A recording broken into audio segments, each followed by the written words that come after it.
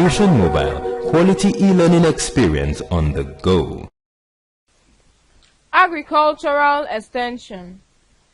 Agricultural extension is a process whereby modern farming techniques and research findings are taken to the farmers through extension workers, and the problems of the farmers are taken to the research institutions for solution.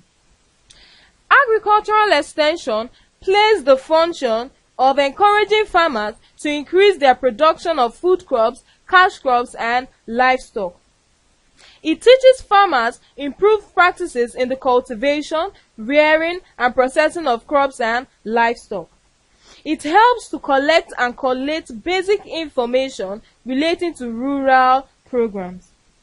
It acts as an intermediary between farmers and research institutions. It helps to supervise the beneficiaries of agricultural loans. It also helps to change people's attitude towards their problem, and it also raises the standard of living of the farmers. Agricultural extension helps to identify proper marketing channels for the farmers to sell their products. It helps the farmers to acquire skills and specialization in the production of crops and livestock. It introduces and teaches farmers land management techniques which increase land fertility and productivity.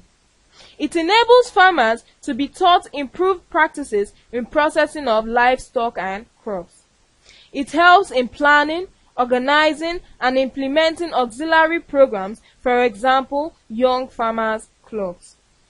It assists in supervising and evaluating agricultural development programs, and it enables extension officers to give necessary assistance to foreign experts visiting states on the invitation of government in order to carry out various feasibility studies in various fields of agriculture. Problems facing or militating against agricultural extension include 1. Inadequate farm inputs, non-involvement of extension officers, inadequate transport facilities, inadequate motivation of extension agents, poor supervision of farmers, delay in information, ignorance of the tradition and customs of local communities, poor communication facilities. In inadequate farm inputs, farm or agricultural inputs are inadequate and often get to the users of farmers very late. The subject matter specialists, that's the agricultural extension officers, are often not properly involved. There is also inadequate transport facilities for extension staff. In inadequate motivation of extension agents here are not sufficiently motivated. The supervision of the farmers by the extension agent is weak or poor. In delay in information to farmers is usually delayed and distorted due to poor training of the extension agents. Many agents are ignorant of the traditions and customs of their target communities and often run foul of their system, making it difficult for them to receive audience.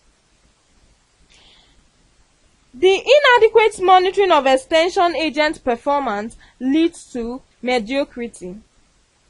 In inadequate extension tools and facilities are grossly inadequate for the extension work to succeed. The conservatism of farmers makes changes difficult, and there is no properly defined roles for the extension workers, therefore they are not effective in their work. Methods of disseminating new ideas and techniques to farmers are grouped into 3 classes, which are the individual method, the group method, and the mass media method. The individual method includes farm and home visits aimed at direct contact with farmers and the extension agents. The purpose is to give advice or assistance on a wide range of farm and home problems. In order to succeed, it may require the assistance of volunteer leaders or administrators to arrange meetings so as to develop public relations with organizations and important individuals. Examples of individual methods of disseminating ideas and innovations include 1. Telephone calls, home of the farmer, office of farm, correspondence, and result demonstration. The individual method gives and obtains information that will be useful to farmers or researchers. It can only work for a small group of farmers. It may involve the use of telephone, which makes information dissemination faster, and more attention is given to the individual farmers than any other method. Its disadvantages include: 1. It is a time-consuming method. Extension agents cannot reach many farmers. It is also a very tedious method, and it may be very expensive. For example, the telephone calls. The group method. The group method involves the working together with groups of farmers under the supervision of the extension workers. Examples of group method include symposia, lectures, debates, group discussions, group demonstration plots, excursions, field trips, agricultural show. Agricultural show is usually organized by federal, state or local governments and companies to demonstrate or exhibit farm produce from improved agricultural practices. Agricultural show provides forum for interaction between and within farmers and manufacturers. It is also effective in stimulating farmers' interest to adopt new farm or agricultural techniques or improved practices. It also provides avenues for sales of agricultural produce. The group method enables extension workers to reach out to many farmers at a time. It is not as tedious as in the case of individual method. It saves time and money, and farmers tend to show more interest in what may be introduced. The disadvantage is that some members of the group may easily discourage others. Extension officers may not be enough to carry out their jobs in many groups, and extension agents may not always find all members of the group to be present all the time. The mass media method. The mass media method involves the dissemination of information through special media of communication to the farmers. The method is used to create awareness and interest in the new ideas and techniques among the majority of the farmers. In other words, this method enables many people to know about the new innovation. Mass media include the use of television, pamphlets, film shows, banners, handbills, and handouts. There are two major types or groups of mass media. They are the electronic media and the print media. The electronic media involves the use of electronics like radio, television, film show, etc. to disseminate information to farmers. Through the electronic media, many people can easily be reached if only they have the means. It is an expensive method by which farmers can easily be contacted. The print media involves the use of media like newspapers, handbills, banners, newsletters, handouts, pamphlets, etc. to disseminate information to people. Just like the electronic media, information can get to many people, but illiteracy combined with poverty would prevent many people from getting the desired information. Mass media, be it electronics or print, have the same advantages and disadvantages in that they can reach out to a large audience provided it is within the means. They may not require the presence of extension agents. Time wasting and stress involved in going around the farmers are eliminated. The new techniques and innovations can easily reach the farmers at a fixed date and time, either on radio or television. Farmers can put the new ideas to use by themselves. The printed information can be posted or received by mail. The information, especially in the print media, lasts long. Pictures in electronics can easily be served as teaching aids, and it is useful in information dissemination to deaf but literate farmers. Their disadvantages include: 1. They are very expensive to operate, for example, talks on radio or television. They are only available to farmers who are wealthy enough to own television and radio sets. They are only useful to educated farmers, as illiterate farmers can never benefit, and farmers may find it difficult to ask questions on matters which they do not understand. Agencies involved in extension programs. Agricultural extension programs are the media or channels through which new ideas and techniques are disseminated to rural farmers. In other words, they are bodies or agencies which have extension service units that can teach and train extension workers on the job to improve their daily services so that they will be able to transfer these innovations to the rural farmers. Examples of agencies involved in agricultural extension programs include 1. The Ministry of Agriculture, Schools of Agriculture, University of Agriculture, Agricultural Development Program, Farm Settlement Scheme, Agro-Service Centers, and Research Institutes. Extension workers are found doing their work of training farmers in various ministries, both at the federal and state levels. Department of Extension Agriculture exists in various schools of agriculture where extension agents and other personnel are trained. They also exist in the universities and universities of agriculture extension departments where extension workers and other allied extension programs are run for the benefit of the farmers. The Agricultural Development Program (ADP) was set up in 1975. It was co-financed by World Bank, federal and state governments. The aims, among others, were to train extension workers so that they can disseminate new ideas and innovations developed within the ADP to rural farmers. The Farm Settlement Scheme. The Farm Settlement Scheme was established in 1959 by the then Western region of Nigeria. Some of the aims of the scheme as they relate to extension are to improve the efficiency of extension agents due to concentration of efforts and facilities, to have a multiplier effect as surrounding farmers visit the schemes to learn new techniques or technologies of farming, to teach settlers better farming practices and hence produce larger farm products for sale and consumption. Agricultural research institutes are centers for the development of new farming technologies or practices. They have, through research, developed improved varieties of crops and breeds of animals with higher yield for the benefit of the populace. They have also developed new cultural practices and farming systems, effective local method of storage of farm produce, vaccines and drugs for preventing and controlling various diseases of animals. We also have agro-service centers as another example of agencies involved in extension program. Agro-service centers are centers where farm inputs such as seed, chemicals, fertilizers, etc. are sold to farmers at reduced rates.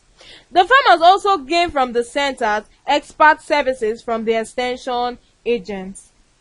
Factors affecting the rate of adoption of innovation. They include level of education, attitude of the farmer, financial status of the farmer, size of the farm, presence of extension worker, result of demonstration plot. The more educated a farmer is, the higher the rate of adoption of innovation. It will take a longer time for an illiterate farmer to accept new ideas in farming. Most farmers that develop positive attitude towards new innovations are more likely to succeed than those that do not respond at all. Experience has shown that wealthy farmers are ever willing to accept and experiment on new farming techniques than very poor or peasant farmers.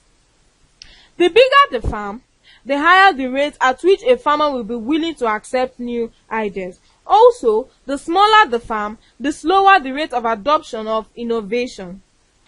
In the presence of extension workers, the presence of extension workers within the farming community may help the individual farmer to accept the new ideas or techniques in farming. The result from demonstration plots, particularly if it is a good one, will promote the acceptance and adoption of the innovation. But when the result is not good, farmers will abandon the whole idea concerning the innovation. Categories of farmers based on adoption of innovation. Agricultural research organizations or extension officers usually categorize farmers according to the rate of adoption of new innovation. These categories include innovators, early adopters, late adopters, and never adopters. Innovators are farmers who introduce changes or new ideas of farming into a new area. Such ideas may reach the innovators through the extension agents, mass media, or they might have seen it done in another place. The proportion of such people are usually very small. They may suffer some losses due to inexperience or error during the course of doing their work. As a result of this, they will require encouragement. Innovators can be encouraged through expert advice, granting credit facilities, providing them with farm inputs, granting insurance cover, providing markets for produce, organizing agricultural shows, through prizes or awards, through subsidies, and through market information. The early adopters. Early adopters is the second group that comes in immediately after the innovators. Depending on the number of factors as earlier discussed, the percentage of early adopters may be high or low. If the percentage is low, say 10% or below, it shows that the new idea was not uniformly accepted. The new idea has to be practiced by some others to see the results. The new idea must have been too complex to understand. The new idea must have run into a hitch. And if the percentage is high, say 30% or above, it shows the new idea was uniformly accepted. The new idea was a simple and easy one. The new idea was practiced by all farmers, and the new idea was smoothly executed without problems. The late adopters. The late adopters are the third group of farmers that can accept new ideas and techniques. In most cases, the number or percentage of late adopters is usually very high. Reasons for high number of late adopters could be because they may be illiterate farmers, they may be poor or peasant farmers, they may have conservative attitude. Some of the farmers must have waited to see the results of that of a person practicing them now. The idea may be too complex for them. The farmers may be disenchanted with inconsistent government policies and programs. Some of the farmers must have run into problems in the course of implementing the new innovation. It may also be as a result of weak extension system. Cultural and traditional belief systems do slow down the adoption of new ideas, and when the result of the new technique is not significantly better than the existing method, the people drag their feet. The never adopters. Never adopters is the last group of farmers that will never accept nor adopt the new innovations. This group of farmers, no matter how best the extension agents will try to convince them, will never change their mind. High level of illiteracy, poverty, and conservatism are the major reasons for these farmers' unwillingness to adopt new innovations. Problems facing an agricultural extension officer include high level of farmers' illiteracy, absence of credit facilities, insufficient motivation of extension, inadequate resources, unfavorable attitude of farmers, inadequate trained extension agents, uncoordinated efforts by government agencies, poor transportation network, inadequate evaluation machinery, and non-involvement of farmers in the planning of programs. High level of illiteracy among farmers may affect the rate of adoption of new farming techniques. The absence of credit facilities to farmers make them uninterested and prevent the implementation of accepted innovations. Insufficient motivation of the extension workers by way of better remuneration or payments for their efforts tends to retard their performance. Extension workers do not have adequate resources such as money to travel or enough materials to supply their target farmers. Unfavorable attitude of rural farmers towards government programs tends to make extension work a bit difficult.